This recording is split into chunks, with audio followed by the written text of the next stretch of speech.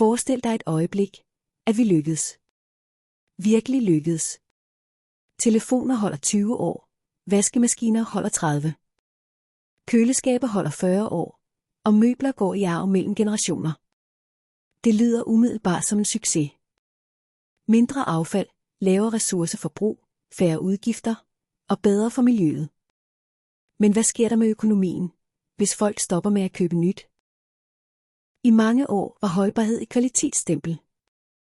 Jo længere et produkt holdt, jo bedre var det. Producenter konkurrerede på robusthed, på driftssikkerhed og på levetid. Når man købte noget, forventede man ofte at beholde det længe. I dag er billedet mere kompliceret. Vi taler stadig om kvalitet, men vi taler også om innovation. Nye modeller, nye funktioner og generationer. Forbedringer, konstant fornyelse. Forestil dig en virksomhed, der producerer vaskemaskiner. Den bygger verdens mest holdbare model, der kan holde i 40 år. Kunderne elsker den, men hvad sker der bagefter? Hvis alle allerede har en vaskemaskine, og ingen behøver ny de næste 4 årtier, hvor kommer omsætningen så fra? Det er ikke et moralsk spørgsmål, det er et praktisk spørgsmål. Virksomheden har stadig ansatte. Fabrikker, udviklingsafdelinger, regninger. Den har stadig brug for kunder. Det paradoks findes mange steder. Hvis noget bliver for godt til sin opgave, forsvinder efterspørgselen. Hvis alle ejer det, de har brug for, bliver det svært at sælge mere. Derfor bliver fokus ofte flyttet. Ikke nødvendigvis til bedre produkter, men til nye produkter. Nye modeller.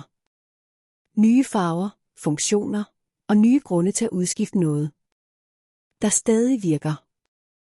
Ikke fordi nogen nødvendigvis planlægger det, men fordi systemet belønner aktivitet.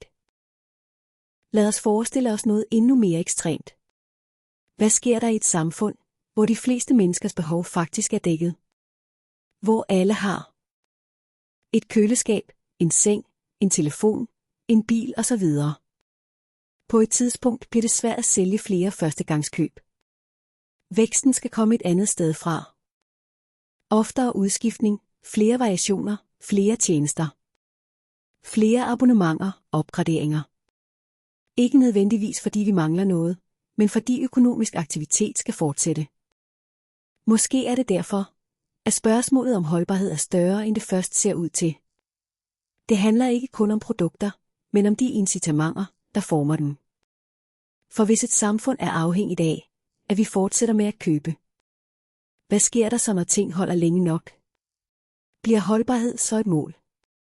Eller et problem? Svaret findes i samfundet omkring os. Måske har innovation gjort vores liv bedre, og fornyelse nogle gange nødvendig. Men hvis den mest bæredygtige telefon er telefonen, du allerede ejer, hvis den mest bæredygtige vaskemaskine er maskinen, du ikke behøver at udskifte, hvis det bedste produkt er det, der holder længst, hvordan passer det så ind i en økonomi, der lever af at sælge det næste? Det er måske ikke et spørgsmål om kvalitet, men hvad vi egentlig har bygget vores system omkring. Og det er ikke nødvendigvis sund fornuft.